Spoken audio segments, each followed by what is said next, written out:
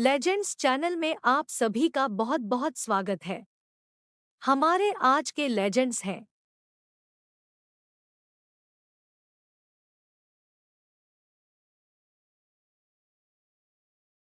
दीना पाठक। भारतीय हिंदी सिनेमा जगत की एक मशहूर अभिनेत्री और गुजराती थिएटर की निर्देशक और एक फिल्म अभिनेता भी थी। वह एक कार्यकर्ता और national federation of Indian women की अध्यक्ष थी। हिंदी और गुजराती फिल्मों के साथ साथ रंगमंच की विशेषज्ञ दीना पाठक ने 6 दशक से अधिक लंबे करियर में 120 से अधिक फिल्मों में अभिनय किया। वह हिंदी फिल्मों गोलमाल और खूबसूरत में अपनी यादगार भूमिकाओं के लिए जानी जाती है। वह भारत में कला सिनेमा की पसंदीदा थी, जहां उन्होंने कोशिश, उमराव जान, मिर्च मसाला और मोहन जोशी हाजिर हो जैसी फिल्मों में सशक्त भूमिकाएं निभाईं। दीना पाठक का जन्म 1922 को अमरेली, गुजरात में हुआ था। वह फैशन और फिल्मों की शौकीन थी और किशोरावस्था में ही उन्होंने नाटकों में अभिनय करना शुरू कर दिया और आलोचकों से प्रशंसा हासिल की। उन्होंने बॉम्बे विश्वविद्यालय, मुंबई से संबद्ध एक कॉलेज में दाखिला लिया और स्नातक की उपाधि प्राप्त की। रसिकलाल पारिख ने उन्हें अभिनय में प्रशिक्षित किया। दीना पाठक कम उम्र में ही वह एक अभिनेत्री के रूप में भारतीय राष्ट्रीय रंगमंच से जुड़ गई। उन्होंने 1940 के दशक में गुजरात में अपने नाटकों से काफी हलचल मचा दी थी। मैना गुरजरी में उनकी मुख्य भूमिका को देखने के लिए दर्शकों की कतारें लगी रहीं। 1957 में जब उन्होंने दिल्ली के राष्ट्रपति भवन में तत्कालीन राष्ट्रपति डॉक्टर राजेंद्र प्रसाद के सामने मैना गुरजरी का प्रदर्शन किया, तो यह अब तक की उपलब्धि हासिल करने वाला पहला और एकमात्र गुजराती नाटक बन गया। दीना पाठक ने अपने फिल्मी करियर की शुरुआत एक गुजराती फिल्म करियावर 1948 से की थी, लेकिन केवल एक फिल्म में अभिनय करने के बाद वह थिएटर में लौट आईं।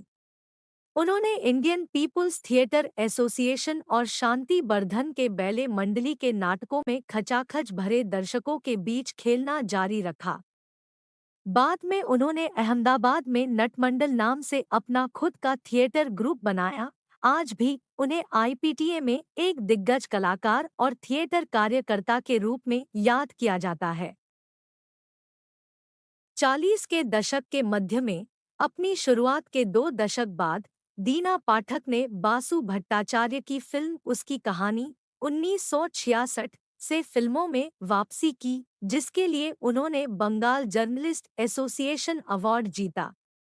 उन्होंने 1960 के दशक में 4 फिल्में बनाईं, जिनमें ऋषिकेश मुखर्जी की क्लासिक सत्यकाम 1969, सात हिंदुस्तानी 1969, जिसमें उनकी पहली भूमिका में अमिताभ बच्चन थे, और मर्चेंट आइवरी प्रोडक्शंस द गुरु 1969 शामिल है। 1970 के दशक तक वह सशक्त मातृ और दादी की भूमिकाएं निभाते हुए कला और व्यावसायिक फिल्मों की समान रूप से पसंदीदा बन गई थी। इन्हीं फिल्मों से उन्हें हिंदी फिल्मों की ग्रैंड ओल्ड मदर के रूप में पहचान मिली।